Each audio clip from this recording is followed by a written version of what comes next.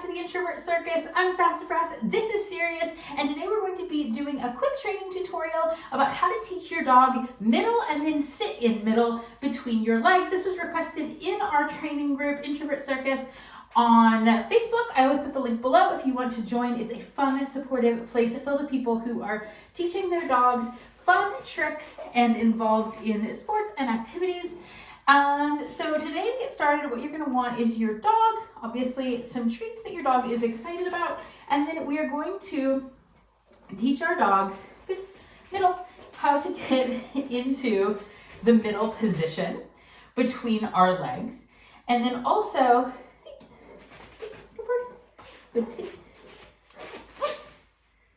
how to sit, good girl, in the middle, which is a little bit hard for her. What you're going to see is that we have a bit of a height imbalance, which is that I'm not particularly tall. She is quite tall, and so she actually has to duck to get into middle position with me. So if you have a dog that is slightly better sized to your leg ratio, this will go a little easier. But to get started, you're going to take some treats your dog is excited about, one in each hand, I know. And you can start with your dog either going around your right leg or your left leg. Really doesn't matter, totally up to you. But you're going to get your dog's nose on the treat, and you're going to lure them behind your knee, bring in the other treat, get it right on their nose, yes. Bring them around, yes. And mark when they are between your legs. You can use a clicker if you want a clicker, or you can just use a verbal marker like yes, like I just did. And then reward them when they're between your legs. Good. And then I toss a treat to reset my dog. Get them out of that position. So we're going to repeat that. Good. We're going to lure them around, knee under your leg. Yes. And reward when your dog is between your legs. Good girl.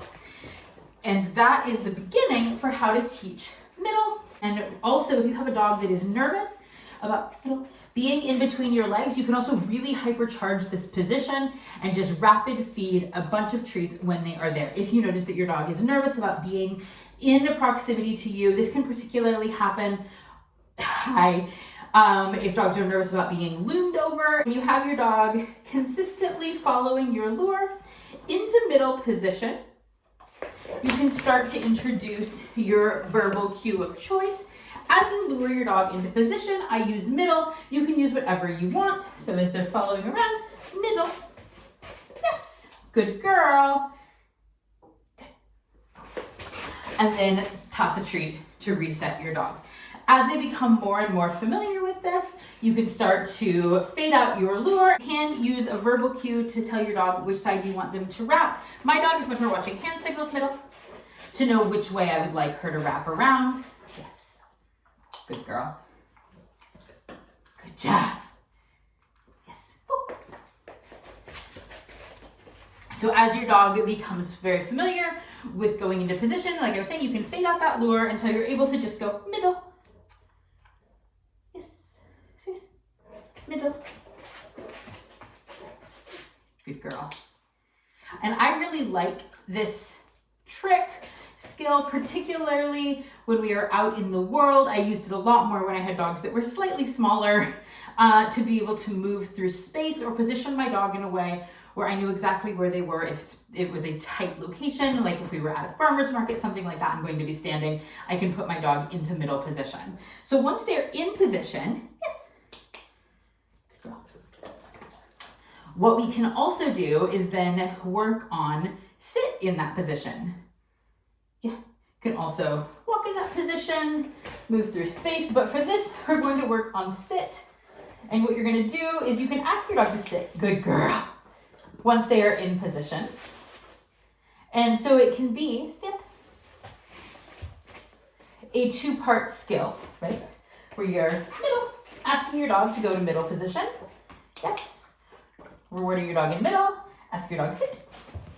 Good girl.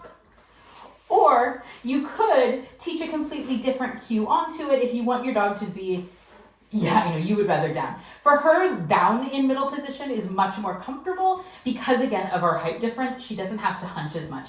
So I am much more likely, if I want my dog in middle in a stationary position, to ask her to down.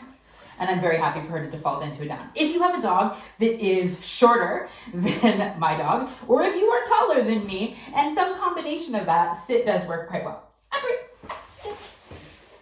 But you could, like I was saying, teach this on one particular cue, like squat.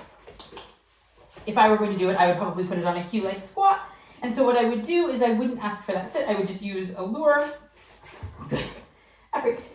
To put her into position. Squat. Yes. Good girl. And that is how I teach sit in position. So I tend to use it as two distinct cues. Once they know middle, it's very easy to ask them to sit. If your dog is confused, again, particularly if they're worried about spatial pressure, stand, of being between your legs and doing something, what you can do is then either use a treat lure to reward that sit position, or to just when they get into that position, use your cue to sit. But again, also, if you have a very large dog, it might be much more comfortable for you and your dog if you want them in a stationary position while in middle to use a down. The key though to teaching middle is just that treat lure in your hand, bring them upright around your legs so that they get right, you get there then, bring them right into position. Yes. Yeah. Good. You can go through that middle. Good. And for her, like I said, in particular, it's really based on where my hand where my hand cues are, so I can take her, yes, middle. Good girl. Okay, middle. Good girl. Okay. Or straight through, middle. Middle. And she will come all the way through into that position based on where I am visually cueing with my hand signals. I really use this trick a lot. Like I said, for moving through space, it's also a really fantastic trick to utilize in trick routines.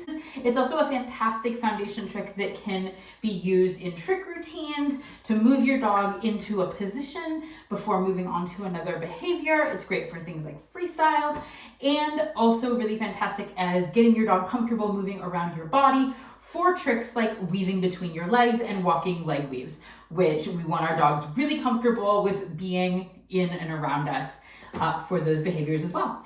I hope you enjoyed today's tutorial. Let me know if this was helpful. Let me know if your dog knows middle, and if you use the middle position in your training, I would love to know. Don't forget to like and subscribe, and we will see you again in another training video very soon. And in the meantime, don't forget to have fun with your dog. Bye. Yeah. Good girl.